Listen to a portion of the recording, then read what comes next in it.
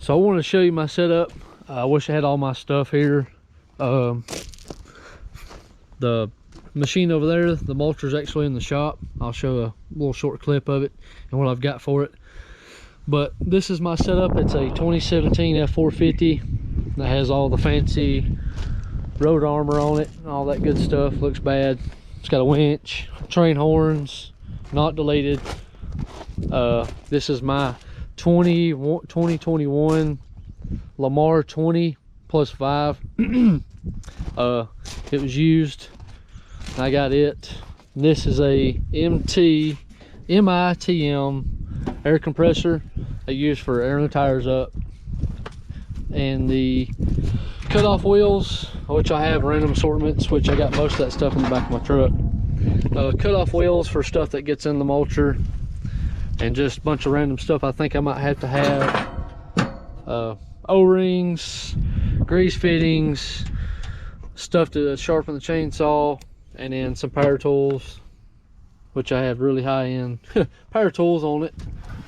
And then I've got the John Deere, I'm not sure the measurements, is like a 50-inch, 55-inch toolbox. And I've got a Ironton storage chest, and then I've got random buckets for fluids. Got a Cat HM315 mulching head. It's the carbide, but then I've got the knives. I also keep gas cans on here for, you never know what you'll run into. Then I've got a 2016 299 D2. It's a high flow XPS 2-speed. So it's got 3,200 hours on it. I got it when it had 22. And then this is a good setup. You can do a F350, which you're supposed to have Class A with this, because I'm at, well, I think you're supposed to. That's what I was told, but I've got a Class B since I worked on diesel trucks, semis. I worked on semis. So I've been in business for 1 year exactly. The day before Thanksgiving, so it's the 23rd. So of last year. In 21 I quit. So this will be my first year in business. So and I'll show you the machine that I started out with. But I bought this truck recently because I have an employee. You ain't seen them around just because we ain't had many jobs, so it's kind of weird doing our own thing. But this is a 2019 F250. I've got a video of me putting the engine in it because it had a hot tune and he was hauling some heavy weight. This is the machine I started with. It's supposed to have a door on it, but it don't. Just because I bought this and it had a lot of problems. And I had electrical problems. I put a new wiring harness on it. Cost me like $2,500 or $2,600. Well, I put new fittings on it because Chris was mulching with it, my worker, at his place, and it started pouring fluid out. I think it was this one, the female side. And I took it to a job because I was going to sell it. And it needs tracks and undercarriage, but he used it and it won't move from that position. And this stuff right here is leaking on this one. It's a little rough. I mean, it's a 2006. Needs undercarriage. The cylinder leaks, which I've got the cylinders seals. Needs undercarriage. Well, as you can see, not really good, but luckily it's still on there. The final drive bearing, I guess, went out. It really needs several. So I'm supposed to trade work with a local mechanic that works on, you know, equipment and stuff like that. So that way I can get this, and it needs a new back. It runs really good. I like about this one is the hitch thing in it. It's supposed to have the cage around it and all that. I backed into it the first job or second job I had using this. I backed into it, curled it, and about broke it. and needs some rollers. This side's got a bunch of good rollers, so what my plan was to take everything on this side to the other side and then buy all new stuff over here, because it needs a bunch. I've actually got a forestry door right here. I haven't put it on yet, but I really need a new cab, just because people cut out and put truck, like flatbed truck oval lights in it. It was horrible. I put these lights on it the first day, or the one day, and I only got one use out of them because the tree limb came and broke them off. I bought new fittings, new packings for everything. This one right here leaks pretty bad. I mean, it's got its problems, but it starts really good. It's got a Perkins in it, and that whatever thing is, it's accelerated by the foot.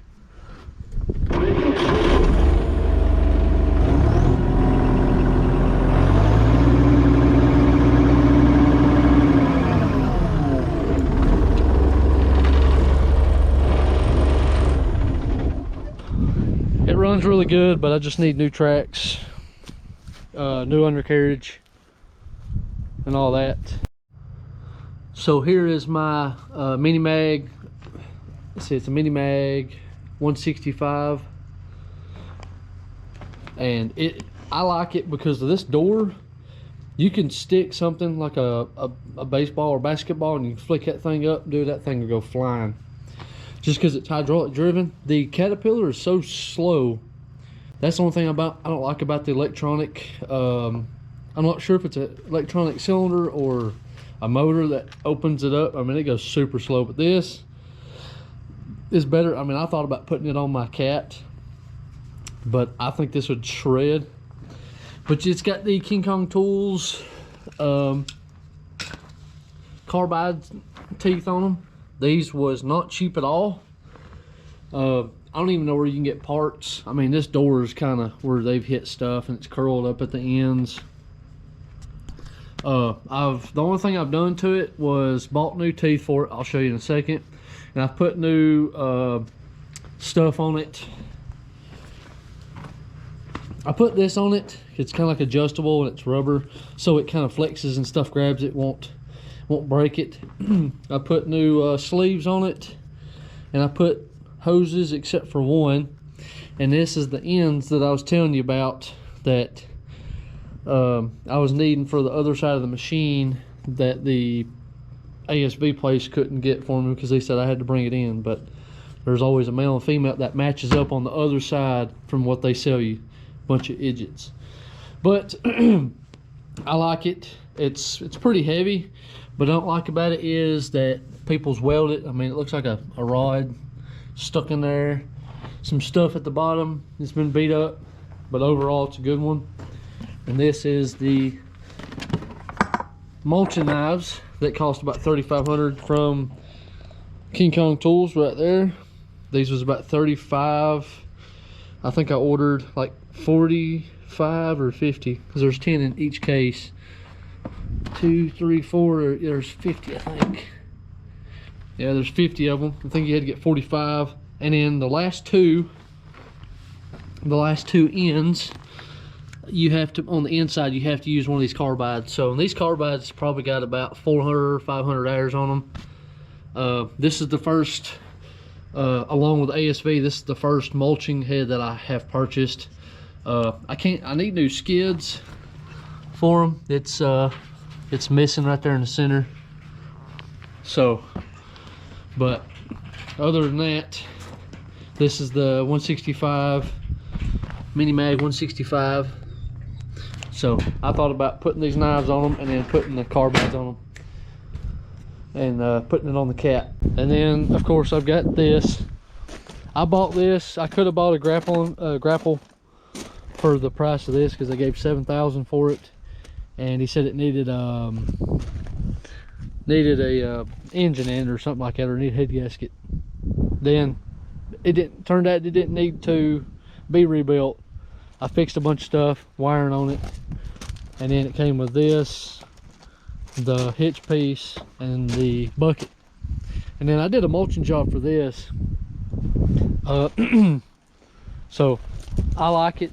It does need some work to it. Of course, there's a freaking nest. But it's a Hobart. It's got a plasma torch cutter, or it's got a TIG welding torch. Not really sure how to use that, but the whole trailer is all set up for it. It's got new leads. It don't look new because it's been sitting outside. I gave 250 bucks for that. So, and then it's got torches, torch bottles, and acetylene, all that, oxygen, a bunch of random stuff. And then when it gets cold, you know, I use that. But if I could have done things differently, I probably wouldn't have bought that truck. I'd have probably went ahead and bought me an excavator, which I'm actually in the process of looking at a 2009 85D. It's in New York. So I'm actually talking to them right now at the moment. But this is the setup I got. Also, one thing, of course, I've got a bunch of tools and stuff like that. I keep grease tubes, acetylene bottles, oil, and extra knives, and a poor man's creeper if I need to cover something or lay on it. So I do need to get these out for because of the moisture.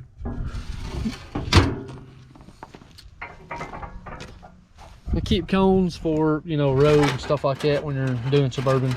This is stuff I wrap up. I mean, I've wrapped up mattresses. If I could have kept everything that I've mulched up or got wound up in there, I'd have a freaking field full. This is a CMOF grinder, which I messed up and left it out and got rained on, so the pad's probably going to come off and start slapping you in the face. So this is the grinder I bought. I bought gas powered ones, which is this one. I bought ones you have to hook up to a generator, you know, like a 110, and then the battery. The battery ones suck unless it's a big one, a lot better, but I ain't had any good luck. I've bought 3 of them, but this one's been the best. So then I keep straps, washer fluid, stuff like that, everything that you need to basically do a job. And of course, me being mechanically inclined, you know, that's what I did for 8 years. I could build stuff on site, or, you know, off the side of the road, but fix stuff, get stuff going. But some days I wish I'd have got me an F350, but this thing tows like a hoss, even though it's not deleted. But anything differently wise, I mean, I wouldn't, but I purchased stuff as I went through, as I mechanicked, then started this full time once I had a lot of clients lined up. But I love this truck. It's got 208,000. This one's just right at 122. So my plan is to buy a service deck bed for it, and then buy a service deck for this one, and then eventually get this one fixed. But I thought about taking this one, since I got it going, changing all the filters, and then selling this to put down on a excavator. But I may try to trade it in, or may try to sell it. I'm not really for sure. Depends on what they're willing to give me. Now I have thought about, I was told which it's got 13 gallons per minute, so I could probably put a brush cutter on this and do just small jobs. I mean, I can literally pull that around and buy me a bumper pull. I mean, if it worked out, I could take all this off and put this on there, put the ditch witch and then the brush cutter on there, so it'll hold it. I think this is about 2,600 pounds. But yeah, very proud of my setup. I've worked hard for it. I've done this, I'm in business for 1 year, but I've actually done it for almost 2, because I wasn't an LLC, or I just started out. So I had a Bobcat, I think it was a 16 or 17, no, it was a 2014 T630 open cab, and I started out with a brush cutter. So I've came a long ways. Very happy how everything's turned out. I do want better things. I want a Dennis CMOF, for that one, and I'd like to get that one fixed. To be honest with you, I'd like to get it fixed and then actually use it. But that's how I started out, you know, forestry mulching. And then when that one went down, I bought this one. So currently we did have a Kubota, but it decided to sling a rod through number 4. It's either number 4 or number 1, I can't remember. So you can see that video too. I don't know how to do none of that link in the description, all that stuff. I ain't that fancy yet. But I just want to show you my setup. It's really not much, but I've learned beforehand, before it, you know, having to go and buy everything brand new at one point. Or like, you know, like, oh, well, tomorrow I've got to have all this stuff, or I had to go buy it when I needed it. So I bought it before I needed it, and then now I've got stuff stacked for when I need it.